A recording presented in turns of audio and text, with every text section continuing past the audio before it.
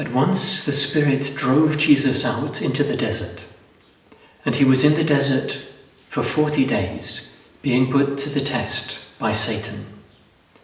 He was with the wild animals, and angels attended him. These two verses from Mark's Gospel tell us about something that happened just after Jesus' baptism. A supremely positive experience in which he had a very strong sense of God's love is followed by a very different, a very harsh experience.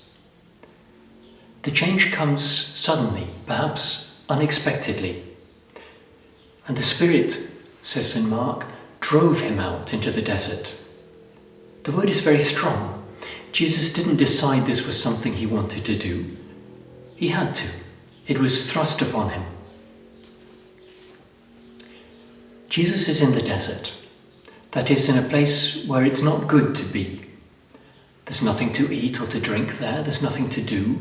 There are no friends or companions, none of the usual activities or things that we think are necessary for life. Just now, a lot of people are cut off from so many things that are necessary, in confinement. Some people are lonely, others are crowded together, too many people in a small space.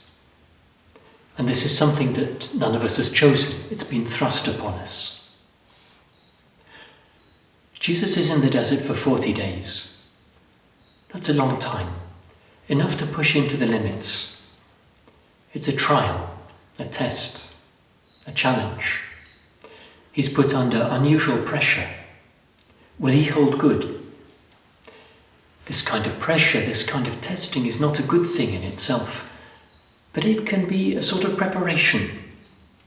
If he holds firm, he'll be ready for his ministry, for preaching, for healing, for consoling, for bringing blessings and joy to many other people.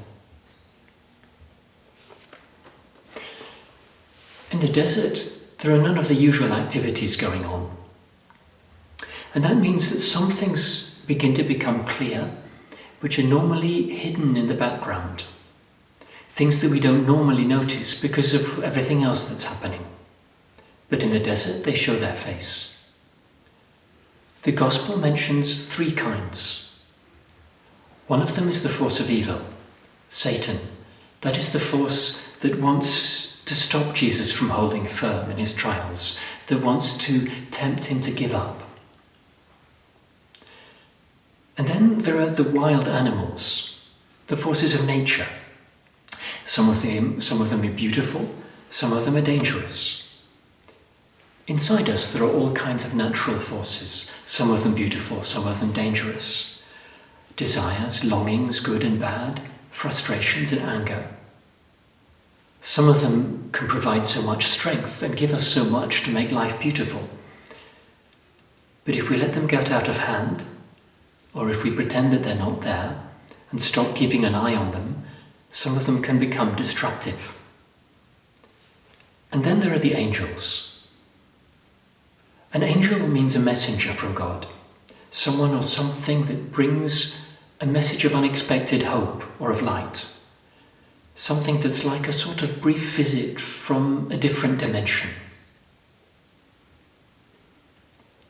In the desert, we need to see which of these forces we want to pay most attention to. The force of evil, the wild forces of our nature, or the messengers of God. All of them are there. We can choose.